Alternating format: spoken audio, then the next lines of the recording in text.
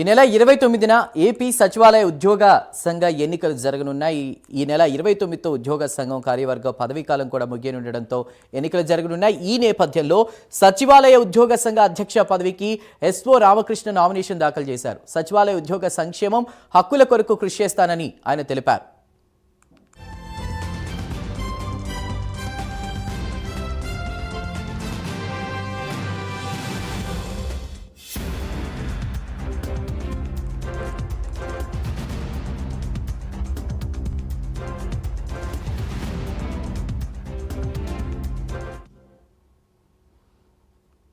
ఈ నెల 29న ఏపీ సచివాలయ ఉద్యోగ సంఘ ఎన్నికలు జరగనున్నాయి. దానికి సంబంధించిన వివరాలు అందించడానికి మా ప్రతినిధి శ్రీహరి సిద్ధంగా ఉన్నారు. శ్రీహరి, ఈ నెల 29తో ఉద్యోగ సంఘం కార్యవర్గ పదవీకాలం ముగియనుండడంతో ఎన్నికలు జరిగినట్టు తెలుస్తోంది. ఆ వివరాలేంటి?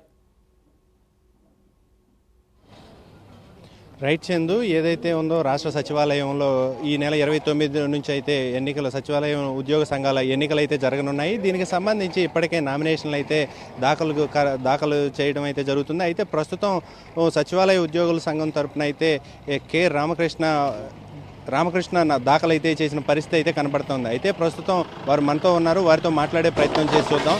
సార్ చెప్పండి, రాష్ట్ర సచివాలయ ఉద్యోగ సంఘాలకి తరపున మీరు నామినేషన్ అయితే దాఖలు చేశారు. అయితే దీనికి సంబంధించి ఏంటి, ఎలాంటి ఎన్నికలు ఎలా జరగబోతున్నాయి, అయితే మీ ఉద్యోగ సంఘాల నాయకుల తరపున మీ తరపున ఎవరైతే మీ ఉద్యోగులు ఉన్నారో వీరి సమస్యల్ని ఎలా ముందుకు తీసుకువెళ్ళబోతున్నారు? అందరికీ నమస్కారం. ఈరోజు సచివాలయ సంఘ అధ్యక్ష పదవికి నామినేషన్ దాఖలు చేయడం జరిగింది. ఉద్యోగుల యొక్క సంక్షేమం, వాళ్ళ హక్కుల పరిరక్షణ మరియు గత 5 సంవత్సరాలుగా అస్తవ్యస్తంగా ఉన్న ఆంధ్రప్రదేశ్ సచివాలయ సంఘాన్ని పునర్నిర్మించుకోవటం అనే నినాదంతో ఈరోజు నామినేషన్ దాఖలు చేయడం జరిగింది. గతంలో 2014 నుంచి 19 వరకు ఆంధ్రప్రదేశ్ సచివాలయ సంఘం ప్రధాన కార్యదర్శిగా నేను పనిచేయడం జరిగింది.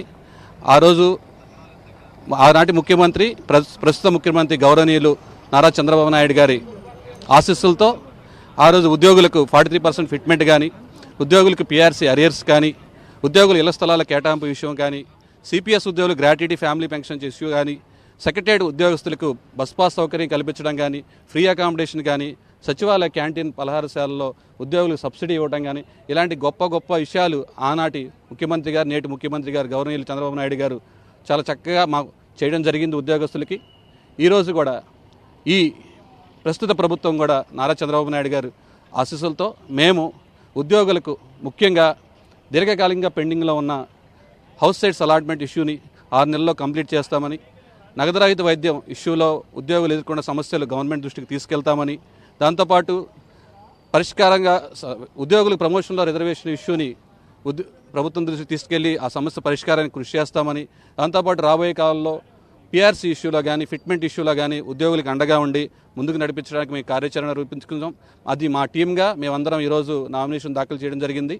తప్పకుండా ఉద్యోగస్తులు భారీ మెజారిటీతో మమ్మల్ని గెలిపిస్తారని ఈరోజు నామినేషన్లో ఉద్యోగస్తులు భారీ సంఖ్యలో పాల్గొన్నారు. దాన్ని చూస్తే ఉద్యోగస్తులు భారీ సంఖ్యలో మమ్మల్ని గెలిపించడానికి సిద్ధంగా ఉన్నారని తెలుస్తుంది.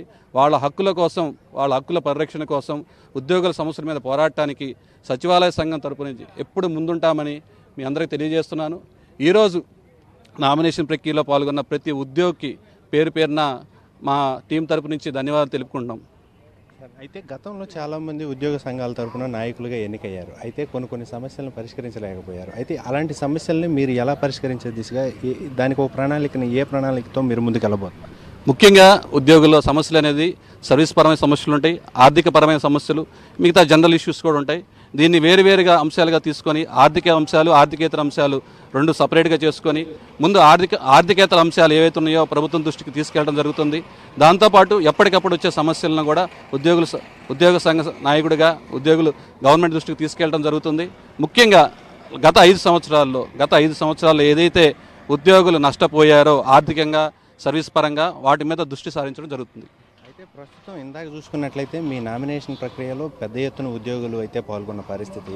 అయితే మీ గెలుపు ఆల్మోస్ట్ కైవసం అయిపోయింది అన్నట్లుగానే మనకు అయితే ప్రస్తుతం అందుతున్న సమాచారం. అయితే ఎలా ఉండబోతుంది ఈ గెలుపు అనేది మన సచివాలయంలో ఉద్యోగులే నిర్ణయిస్తారు.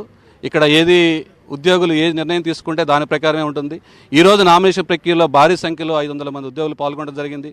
దీన్ని బట్టి నేను ఆ రోజు ఉద్యోగ సంఘ నాయకుడిగా 6 సంవత్సరాలు సచివాలయ సంఘ ఉద్యోగులు చేసే సేవని గుర్తించారని నేను భావిస్తున్నాను. మరి సేవ చేయడానికి నాకు మంచి అవకాశం ఇస్తారు నాకు నా టీంకని ఈరోజు నామినేషన్ ప్రక్రియలో ఉద్యోగులు పాల్గొన్న విధానం చూస్తే తెలుస్తుంది. తప్పకుండా వాళ్ళ ఆశయాలు అనుగుణంగా పనిచేసి మంచి పేరు తెచ్చుకొని సచివాలయ సంఘ పునర్నిర్మాణానికి కృషి చేస్తామని తెలియజేసుకుంటున్నాను. అయితే ప్రస్తుతం మనతో రామకృష్ణ గారి ప్యానెల్కి సంబంధించిన సభ్యులు కూడా ఉన్నారు, వారితో కూడా మాట్లాడే ప్రయత్నం చేద్దాం. సార్ చెప్పండి, ఏంటి సార్ పరిస్థితి, ఎలా ఉండబోతుంది మీ ఎన్నిక?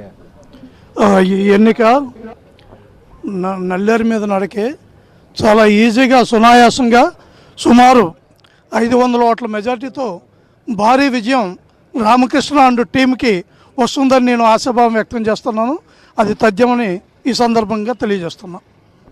రైట్. అయితే ప్రస్తుతం మనతో వారు చెప్తుంది. అయితే రాష్ట్ర సచివాలయం ఉద్యోగుల ఎన్నికలు ఏదైతే ఉందో ఎన్నికలు విజయకేతనం అయితే ఎగరవేయబోతున్నాం అని చెప్పని అయితే వారు స్పష్టం చేస్తున్నారు. అయితే దీంతోపాటు రామకృష్ణ గారు చెప్పింది ఏదైతే ప్రధానంగా చూసుకున్నట్లయితే వారి సమస్యలు, ఉద్యోగుల సమస్యలన్నింటినీ కూడా త్వరితగతిన అయితే మేము పరిష్కరిస్తాం, మాకు అధికారం మేము గెలిచిన తర్వాత అని చెప్పని అయితే వారైతే స్పష్టం చేసిన పరిస్థితి అయితే కనబడతా ఉంది. Right Srihari, thank you.